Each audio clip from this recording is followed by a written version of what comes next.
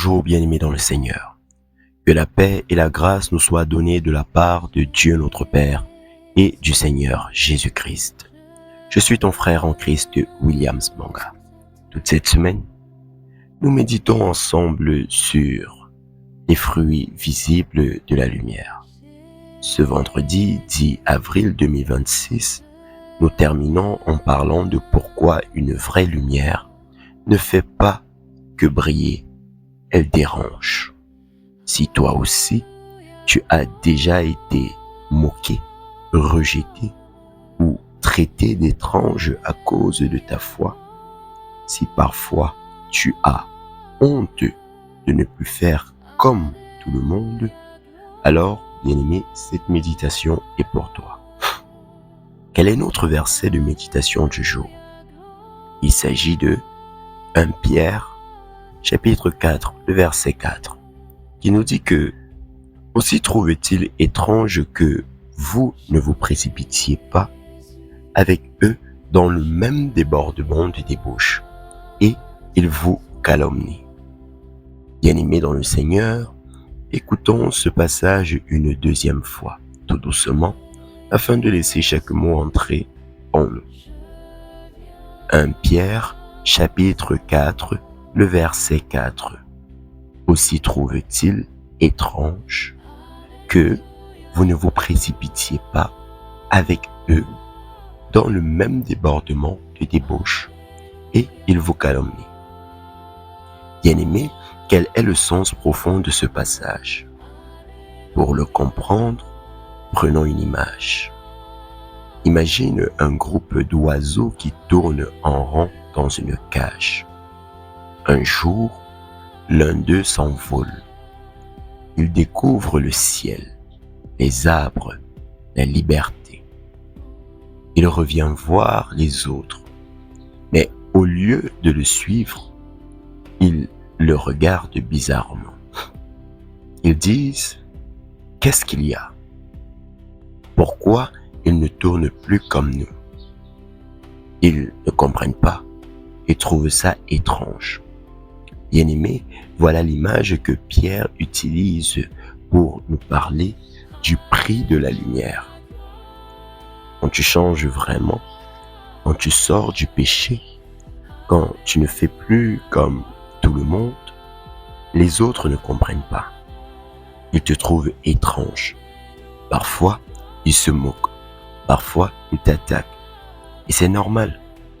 Une vraie lumière ne fait pas que briller, elle dérange. Alors, qu'est-ce que ce verset nous apprend? Pierre décrit la réaction du monde face à des vies transformées. La première vérité, c'est lorsqu'il dit dans le passage que il trouve étrange. Bien-aimé, le mot grec utilisé ici signifie ils sont surpris, ils ne comprennent pas, ça leur semble anormal.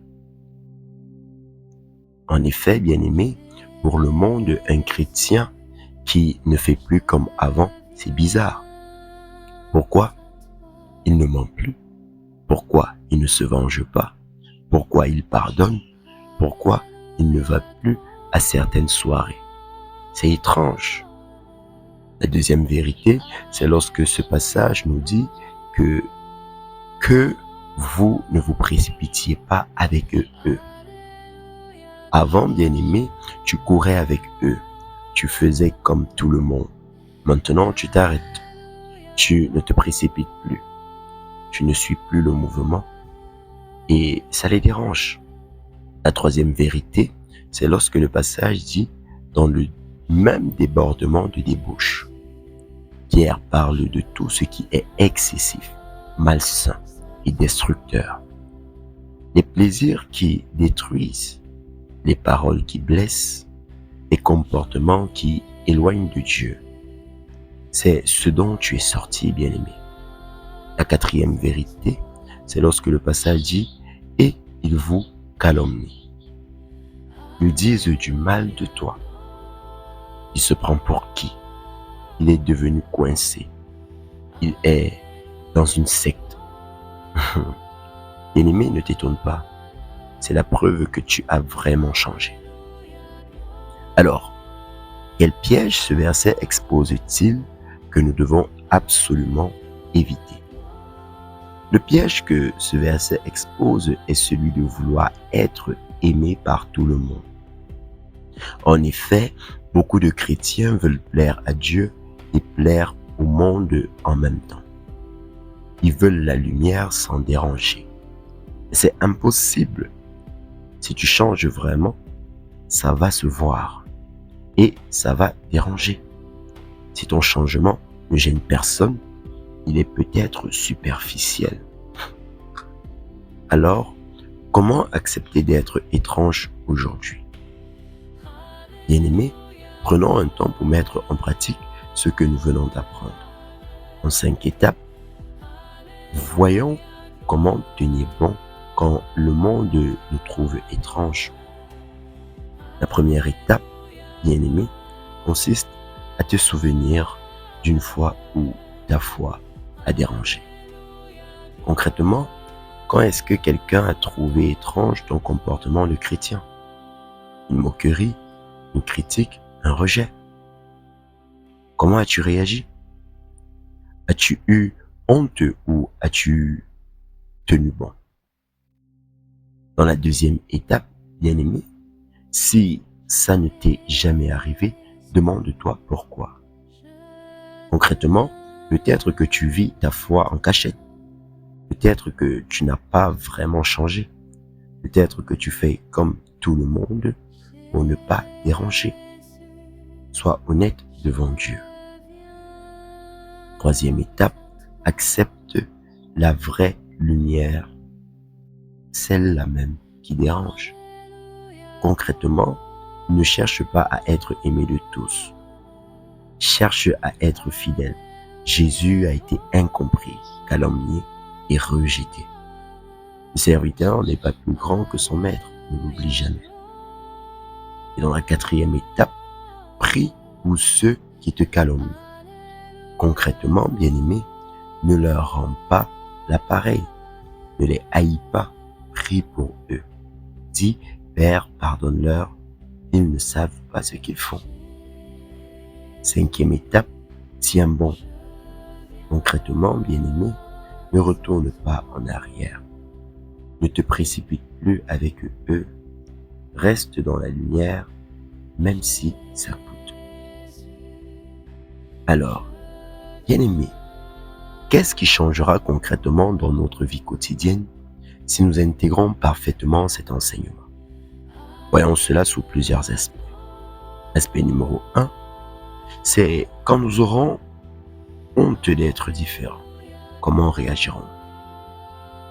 Le truc, c'est que au lieu de vouloir rentrer dans le moule pour être accepté, nous nous souviendrons que notre identité est en Christ et elle est en Christ, pas dans le regard du monde. Ce que le monde trouve étrange, Dieu le trouve beau. Concrètement, bien-aimé, aujourd'hui, si tu sens la honte monter parce que tu ne fais plus comme tout le monde, dis-toi, je ne suis plus un oiseau en cage, je suis libre. Leur étrangeté est ma liberté. Aspect numéro 2, c'est quand nous serons moqués ou critiqués. Que ferons-nous? Au lieu de nous décourager ou de nous fâcher, nous nous rappellerons que ces moqueries sont parfois la preuve que nous avons vraiment changé. Si personne ne critique ta foi, c'est peut-être qu'elle ne se voit pas. Donc concrètement, bien-aimé, si aujourd'hui quelqu'un se moque de toi à cause de ta foi, ne réponds pas par la colère. Remercie Dieu en disant « Seigneur, c'est la preuve que je te ressemble un peu ». Aspect numéro 3, quand nous serons tentés de retourner en arrière pour ne plus déranger, que choisirons-nous? Au lieu de nous précipiter, bien-aimés, à nouveau dans les mêmes comportements, nous tiendrons bon. Retourner en arrière, c'est éteindre la lumière. Et la lumière éteinte ne sert à rien. Concrètement, Identifie une situation où tu es tenté de faire comme avant pour être accepté. Demande à Dieu la force de dire non et tiens-toi à ta décision. Aspect numéro 4, quand nous verrons d'autres chrétiens moqués ou rejetés, comment agirons-nous? Au lieu de rester silencieux par peur, nous les soutiendrons. Nous leur dirons, tu n'es pas seul, je suis avec toi. Une communauté bien-aimée qui se serre les coudes face aux moqueries, c'est une lumière qui brille plus fort. Donc concrètement, si un frère ou une sœur est moqué à cause de sa foi, prends sa défense ou au moins soutiens-le en privé. Dis-lui, je suis fier de toi. Tu tiens bon. En quelques mots, bien-aimés, ce qu'il faut retenir, c'est que si ta foi ne dérange personne, demande-toi si elle est vraiment visible. Si ton changement n'étonne personne, demande-toi s'il est réel. Une vraie lumière ne brille pas sans attirer l'attention. Elle réveille, elle bouscule, elle dérange. Mais c'est ainsi qu'on sait qu'elle est allumée. Maintenant, bien-aimés, nous avons compris que la vraie lumière dérange. Ainsi, prions ensemble afin de tenir bon, même quand le monde nous trouve étranges. Nous sommes en prière. Adorable Père céleste, nous venons à toi dans le nom puissant de Jésus-Christ. Seigneur, nous devons te dire que nous n'aimons pas qu'on se moque de nous. Nous n'aimons pas qu'on nous trouve étranges. Nous voudrions être aimés, acceptés et compris. Et ta parole nous dit que si nous te suivons vraiment, le monde ne nous comprendra pas. Il nous trouvera étranges, il nous calomniera, il nous rejettera, car le serviteur n'est pas plus grand que son maître. Père, si nous avons honte, guéris-nous. Si nous cherchons à plaire aux hommes, libère-nous. Donne-nous le courage d'être étranges pour le monde ou être fidèles à toi. Nous prions pour ceux, ô Père, qui nous ont moqués, rejetés et calomniés. Pardonne-leur. Attire-les à toi. Nous ne retournerons pas en arrière, ô Dieu très haut. Nous restons dans la lumière, même si cela nous coûte. Dans le nom puissant et souverain de Jésus-Christ, qui a été rejeté pour nous, nous avons prié. Amen.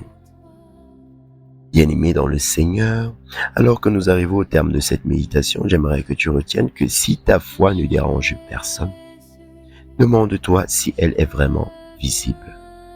Si ton changement n'écoute personne, demande-toi s'il est réel.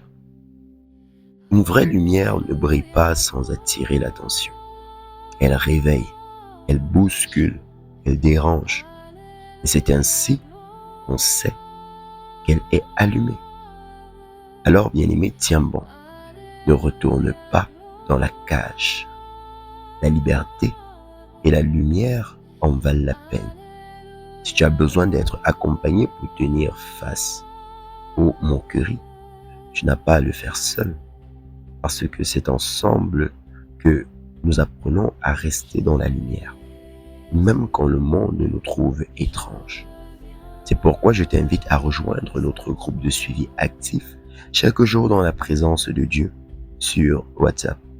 Bien-aimé, tous les liens sont en description. Et dis-moi en commentaire ce que tu auras compris de cette méditation et comment cela t'aide. N'oublie pas, ton témoignage peut aider quelqu'un qui vit la même situation.